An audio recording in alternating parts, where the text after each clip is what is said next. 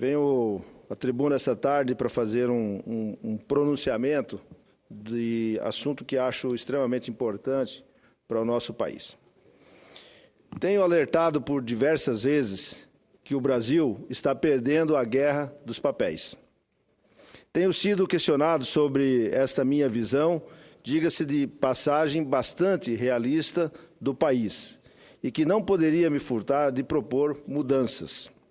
Mudanças ousadas, mas necessárias, sem as quais jamais teremos um país forte e desenvolvido, cujo maior patrimônio deve ser o bem-estar do cidadão. Quando me refiro à guerra do papel, uso esse termo para chamar a atenção a um sério problema nacional: o excesso de burocracia. O Brasil ainda não entendeu o novo conceito de administração pública, cuja sistemática deve ser clara e transparente, mas, acima de tudo, focada nos resultados e não nos processos.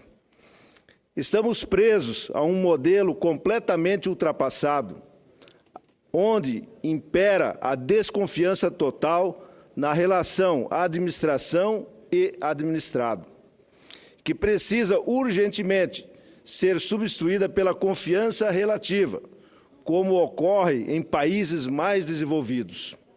E o mais grave, colegas senadores, é que a cultura da desconfiança tem se alastrado e encontrando guarida, inclusive, nas relações privadas. Processos administrativos governamentais ou empresariais, além de exigir a presença do cidadão para reconhecer a sua própria assinatura. Muitas vezes um cartório ainda precisa ter a sua própria firma reconhecida por um outro cartório, quando o documento a ser utilizado vem de uma outra cidade. Mas o reconhecimento de firma ou de assinatura é apenas um dos absurdos engendrados pela burocracia brasileira. É apenas um ícone da Babel burocrática do nosso país. Vivemos numa estrutura arcaica, na qual quem deseja empreender, produzir e realizar está se submetido às exigências por vezes absurdas da democracia ou da burocracia estatal. E o pior é que são nas três esferas diferentes da administração pública, tanto na federal, estadual ou na municipal. Como os burocratas do Estado não pensam na solução dos problemas do cidadão contribuinte, mas sim na sua própria segurança e comodidade. Criou-se uma teia de aranha em que nos debatemos todos e na qual, quanto mais nos debatemos, mais estamos enredados nessa situação. É como um câncer com células defeituosas que se multiplicam invadindo e destruindo tecidos adjacentes, corroendo a máquina estatal e tolhendo a capacidade de produzir e de investir do cidadão e do povo. A cada dia útil são editadas no Brasil 46 normas tributárias para as empresas e para os cidadãos. Por ano, portanto, são 12 mil novas leis sobre impostos, taxas, segundo o estudo divulgado em 2013 pelo Instituto de Planejamento Tributário Brasileiro. Esse absurdo precisa ser estancado. Senhoras e senhores senadores, o mais impressionante é como a burocracia se reinventa todos os dias. São normas contrapostas, exigências estatais que não se justificam, sem contar com a disputa de órgãos governamentais que se antagonizam e que disputam uma reserva de atuação, sem compartilhar a informação e mais preocupados com a instituição do que com o dever de servir. As consequências do excesso de burocracia para o país são terríveis. Uma delas reflete a situação do Brasil, que ocupa a vergonhosa posição de número 120 no ranking do Banco Mundial, que avalia o ambiente de negócio no nosso país. Estamos muito atrás de países como Peru, Colômbia e México. Essa posição é incompatível com o tamanho da nossa economia. O ambiente desfavorável significa desestímulo à industrialização, à produção e ao crescimento econômico do nosso país, desencorajando a criação de novos empregos, agravando o ciclo vicioso da recessão econômica que vivemos. Ainda, segundo o Banco Mundial, estamos na posição número 174 na obtenção de alvarás de construção e no número 138 dos registros de propriedades.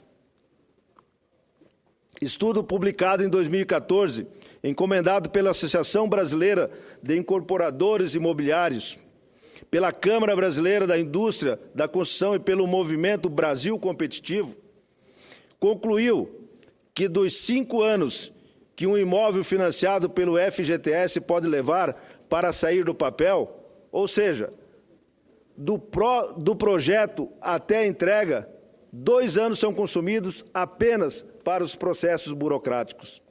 Isso apenas para ilustrar o peso de uma máquina burocrática e ineficaz. Somente isso já não seria suficiente para demandar soluções urgentes, mas vale ressaltar outra questão fundamental: a satisfação do cidadão com os serviços prestados.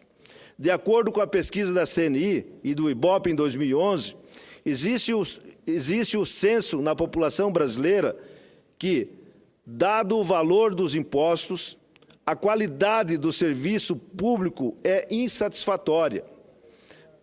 Massiva maioria acredita que a arrecadação é suficiente para o setor público promover serviços de qualidade, mas nada é feito. Pouca coisa mudou nessa recuperação de 2011 para cá. Ou melhor, podemos interpretar os movimentos populares ocorridos recentemente como termômetro de uma sociedade ainda mais insatisfeita com o andamento dos órgãos estatais. Não raro, o cidadão fica perdido em meio a tantos regramentos, leis, decretos, portarias, normas internas e um instrumento completamente desumanizado, que ressalta ao total descaso no entendimento a razão da administração pública. O cidadão, são tantas as idas e vindas, trabalhos sobrepostos, que o peso desmedido da burocracia nos leva a 2 caminhos. 1. Sobrecarga do Poder Judiciário, visto como última alternativa ao cidadão que quer resultado satisfatório de sua demanda. Ou 2. A corrupção. Infelizmente, tornou-se comum criar dificuldades para vender facilidades, o que implica em disseminação da corrupção e de todas as mazelas a ela associadas, profundamente deletérias à nossa sociedade brasileira. A burocracia característica da administração pública tornou-se um sinônimo de algo nefasto devido aos seus excessos. O excessivo foco nos processos de controle que deveriam prevenir a corrupção, vejam só, é antagonismo e acaba por promovê-la. Isso nos dá uma pálida ideia do quadro terrível que vivemos, senhor presidente.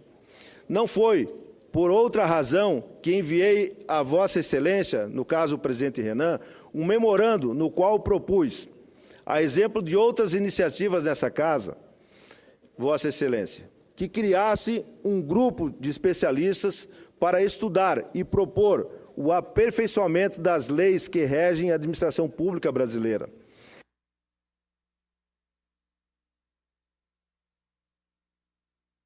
E ainda sugerir outras medidas necessárias à desburocratização do nosso país. O grupo deverá se debruçar sobre o arcabouço jurídico nacional, buscar uma padronização e avaliar o melhor caminho para eliminar os gargalos legais, visando melhorar a competitividade do país e os serviços prestados ao cidadão. O grupo deve propor uma simplificação na legislação brasileira, com base em discussões preliminares com a Confederação Nacional da Indústria, a Confederação da Agricultura e Pecuária do Brasil, a CNA, e outros segmentos. E sugerimos, a princípio, as seguintes áreas para o estudo: a eficiência do Estado, inovação e produtividade, a relação de trabalho, a infraestrutura, a tributação, segurança jurídica e a segurança pública. E tomei a liberdade, senhor presidente, de propor os nomes do ministro Mauro Campos Marques, que é do Tribunal Superior de Justiça, para dirigir esse grupo, e do senhor Elmar Roberto Novak para auxiliar na coordenação dos trabalhos. Sugeri ainda que fossem convidados a dar contribuição o professor João Geraldo Piquet Carneiro, o doutor Mauro Roberto Gomes de Matos e o professor Otávio Luiz Rodrigues Júnior.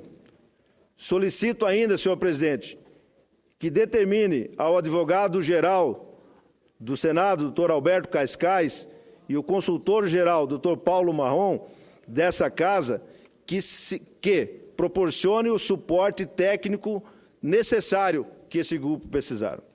Nesse primeiro momento, pensamos, por óbvio, em privilegiar as medidas e ações que não importem em elevar custos fiscal e nem atrapalhar o esforço fiscal, dando ênfase às medidas destinadas a aperfeiçoar o arcabouço existente, no sentido de simplificá-lo, tornando a aplicação da legislação mais clara e mais eficiente. Espero, senhor presidente, contar com o imprescindível apoio de Vossa Excelência e dos nossos pares desta Casa a essa iniciativa, para que possamos dar uma contribuição efetiva e propor soluções concretas para o Brasil. Para que o Brasil não se torne um lugar, ou melhor, para que o Brasil se torne um lugar atrativo aos investimentos.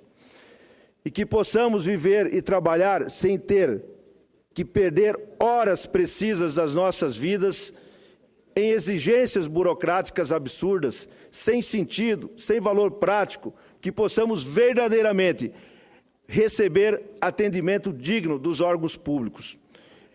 O momento exige atitude, ousadia.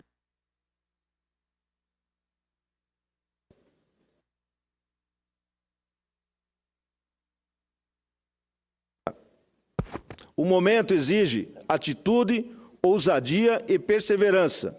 Temos que acreditar em um país melhor e fazer com que isso se torne uma realidade. Muito obrigado, senhor presidente. Obrigado pelo tempo que me